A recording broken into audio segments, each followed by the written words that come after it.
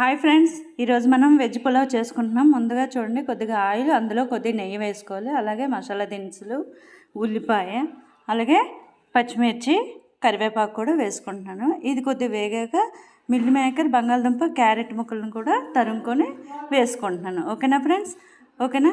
ఇప్పుడు చూడండి, ఇవి కొంచెం వేసిన తర్వాత రుచికి సరిపడా సాల్ట్, అలాగే బిర్యానీ మసాలా, కొంచెం పుదీనా, అలాగే అల్లం వెల్లుల్లి పేస్ట్ కూడా వేసుకోవాలి. ఓకేనా.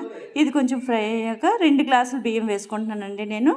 దానికి 5 గ్లాసులు వాటర్ వేసుకోవాలి. అప్పుడే బాగుంటుంది, స్మూత్గా ఉంటుంది. ఓకేనా.